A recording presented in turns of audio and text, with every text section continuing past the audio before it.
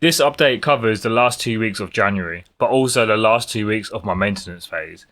In this video, I'm going to give an update on my progress so far, and also details about my cut phase, which starts right now. If you're new here, this is my 2026 body transformation series. I lost 65 pounds in 2025, put on 20 pounds of it back over Christmas, and now I'm working to get in the best shape of my life for summer 2026. This is a real body transformation. So normally these check-ins are weekly, but this week is a 2-week check-in, and that is mainly because, well, if you've seen my other videos, you can see that my background is very different. Last week I had a garden pod craned into my garden. So naturally I spent all my time kitting out the pod and moving my streaming setup from inside the house out into here, which meant I had no time to give you a quality video last week.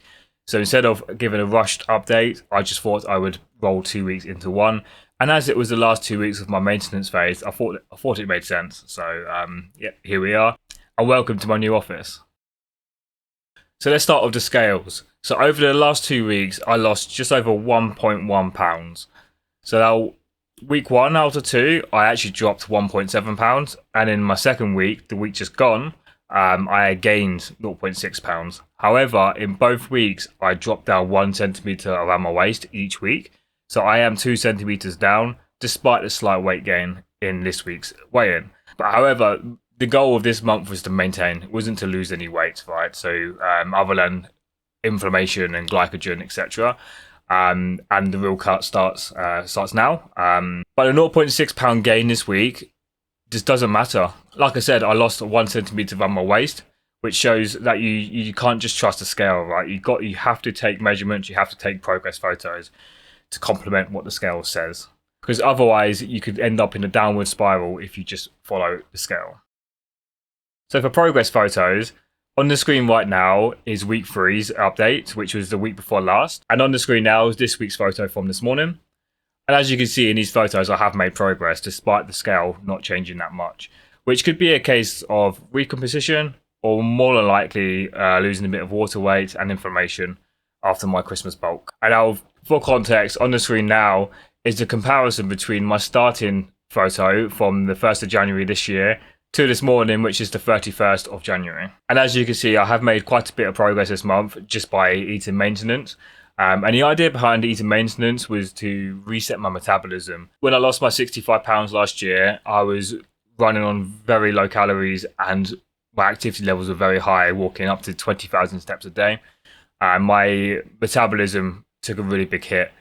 So taking a step back and not tracking any food in over the Christmas and the holidays, yes, I put on 20 pounds, but I think I needed to. I think I needed that reset of my metabolism. So I'll continue to do this in January whilst we're eating at maintenance.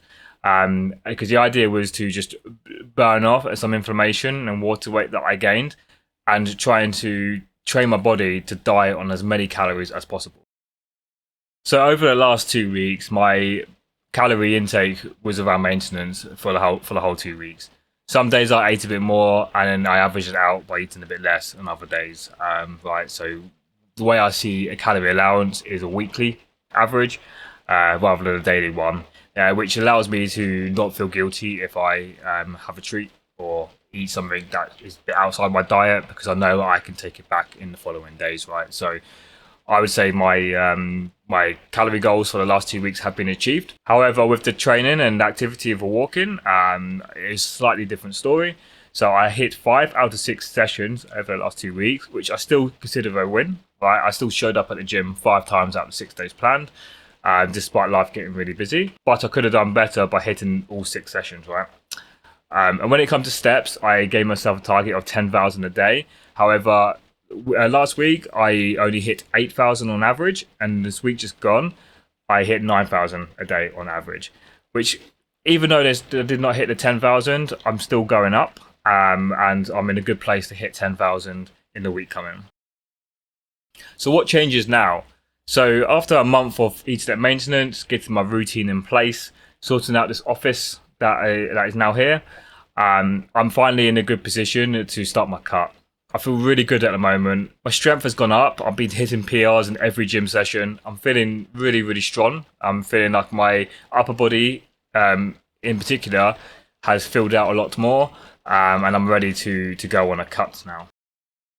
So what does this mean in regards to calories? So I was eating 2,470 calories a day. I'm going to cut this down to 2,200, and I'm going to make sure that I hit 10,000 steps a day, and I'm still targeting 3 full body sessions a week. So the macro split for the calories, I'm going to keep fats and protein the same as before. So 180 grams of protein, 70 grams of fat, and I'm dropping my carbs down to 210 a day, which brings me to a total of 2,190 calories a day. So because I've been seeing a trend of body weight going down over this month, I did not want to throw a big calorie deficit in the mix. So I want to see what a 300 reduction looks like, give it a couple of weeks, and my goal is to lose 1% of my body weight every week, right? So I'm going to use the data as my guide. So if I hit 1% body weight reduction, then I'll keep the calories exactly the same, the macros exactly the same. If I only lose 0.75% or less, then I will then look to either lower my calories a bit or increase my steps.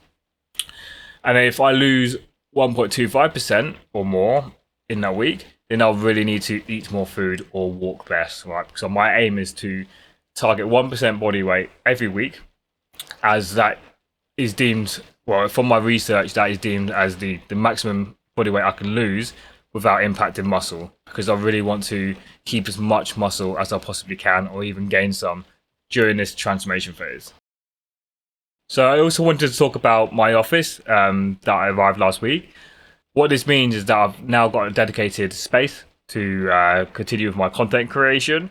I don't have to record at set times anymore when the dogs are calm or my little boy is not in the room, etc. So I am able to sit and record whenever I need to. Hopefully the lighting's good. Hopefully the sound is okay. It is raining very hard at the moment, so I am a little bit concerned that is being picked up on the microphone, because it's a fiberglass shell. Sounds like I'm in a car. Hopefully that's not an issue. I might be able to take it out in editing, but if there is a bit of background noise for the rain, I am really sorry about this. But what this means now is I've got everything set up again, is that I could be a lot more creative in my videos. I'll have a lot more time to record and plan them, and I'll have a lot more time to focus on editing as well. So over the next few weeks, I'll be trying new things, and hopefully you'll enjoy them. If you've got any ideas or suggestions or things that you don't like me doing, please comment down below.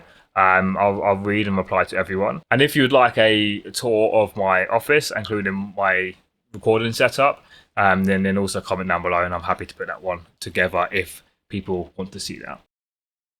If the last couple of weeks prove anything, is that progress does not stop just because life gets busy. Yes, I did not lose as much weight as some people may have wanted in my position. However, just a reminder that January was about maintenance, right? I knew that life was going to get busy. I knew this office was coming. And I knew if I was going straight into a cut from the 1st of January, I was going to set myself up for failure.